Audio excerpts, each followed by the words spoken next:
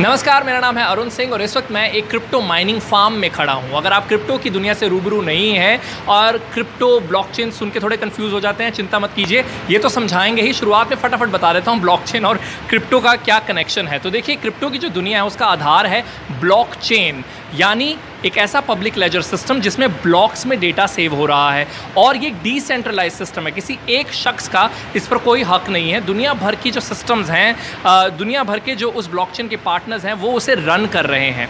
Run कैसे कर रहे हैं? आप कोई ट्रांजैक्शन करते हैं तो उसे वैलिडेट करना होता है। वैलिडेट करने वाले माइनर्स होते हैं, वो लोग जो माइन करते हैं कुछ इस तरीके से। वैलिडेशन ट्रांजैक्शन की होती है कॉम्प्लेक्स एल्गोरिथमिक प्रॉब्लम को सॉल्व करते हुए। ह्यूमन ब्रेन तो कर सकता है, लेकिन जब वो प्रॉब्लम्स और कॉम्प्लेक्स होती जाती हैं तो इन तरह की मशीनों की ज़रूरत पड़ती है और इसीलिए इस तरीके का माइनिंग फार्म इंस्टॉल करना पड़ता है।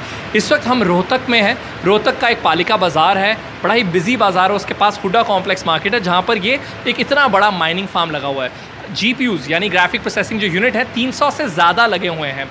एक जो रिग है वो उसमें होता क्या क्या है वो आपको आइए क्लोजली दिखा देते हैं। तो ये हुआ मदरबोर्ड है, ये इंटरनेट का कनेक्शन यहाँ आ रहा है। पेन ड्राइव के ज़रिए ऑपरेटिंग सिस्टम जो है वो ऐड किया गया है। पीछे आप देख रहे हैं प्रोसेसर है, एक फ़ैन लगा हुआ है और ये साथ में बगल में यहाँ से पावर सप्लाई आ रही है।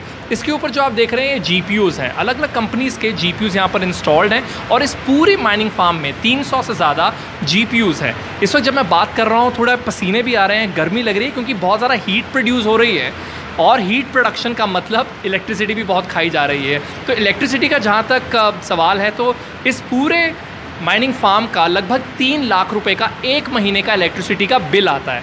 रही बात गर्मी की, तो यहाँ से ये डक्ट सिस्टम लगाया गया है, तो गर्म हवा जो है वो यहाँ से खींची जाती है और दूसरी ओर ऐसा ही एक डक्ट लगा है, वहाँ से ठंडी हवा है वो फेंकी जाती है। तो एक जिस सिस्टम में GPU हो, मदरबोर्ड हो, उसे एक रिग कहा जाता है। ढेरों रिग्स यहाँ लगे हुए हैं और यहाँ माइनिंग चल रही है एथीरियम की।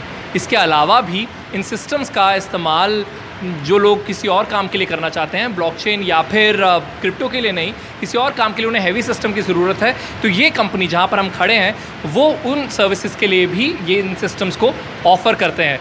वेरी क्विकली अगर प्रदीप नरवाल हमें यहाँ पर ज्वाइन कर ले, we just have like few seconds of this video left. What is your company name? New Age Soft Sol Private Limited. Okay, और ये पैंडेमिक में आपने शुरुआत किया है इससे? या बिल्कुल। ठीक है, rapid fire round, 3 questions. Is mining profitable? Yes. Okay, and can one start mining at comfort of their home?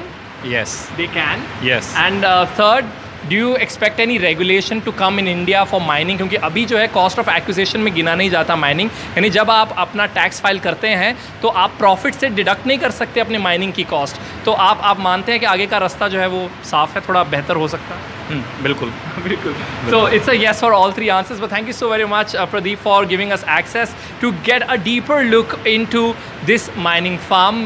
But really interesting world and interesting times ahead. With that, we've come to an end of this video with Prem Kumar. This is Arun Singh for NDTV.